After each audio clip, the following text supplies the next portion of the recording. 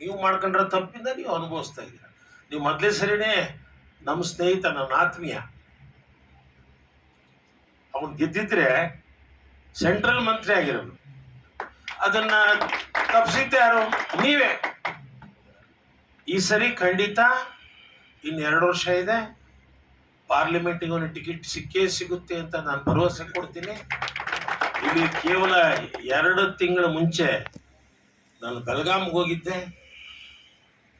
ಬೆಳಗಾಂನಲ್ಲಿ ನಾನು ಅದೃಷ್ಟಕ್ಕೆ ಸರಿಯಾಗಿ ಮಾನ್ಯ ಮುಖ್ಯಮಂತ್ರಿಗಳು ಸಿಕ್ಕಿದ್ರು.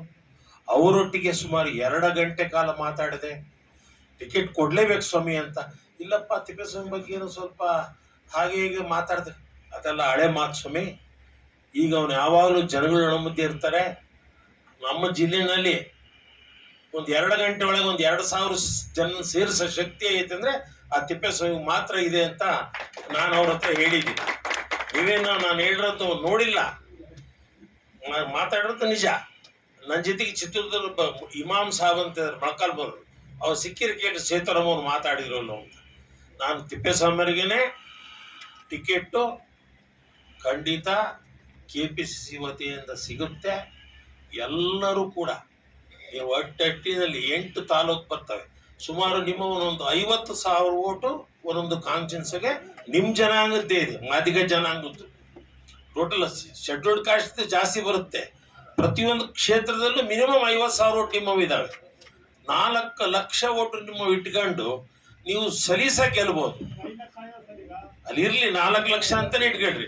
4 ಲಕ್ಷ ಓಟ್ ನಿಮ್ಮ ಬಿದ್ದು ಬಿಟ್ರೆ ಬೇರೆ ಆಟೋಮೆಟಿಕ್ ಒಂದು 2 ಲಕ್ಷ ಓಟ್ ಬೀಳ್ತವೆ, ಆಟೋಮೆಟಿಕ್ ಗೆದ್ದಂಗೆ ಆಗುತ್ತೆ. ಆದ್ರಿಂದ ನಾನು ಹೇಳೋದಿಷ್ಟೇ, ನಾನೇನು ಜಾಸ್ತಿ ಮಾತಾಡೋಕೆ ಹೋಗಲ್ಲ.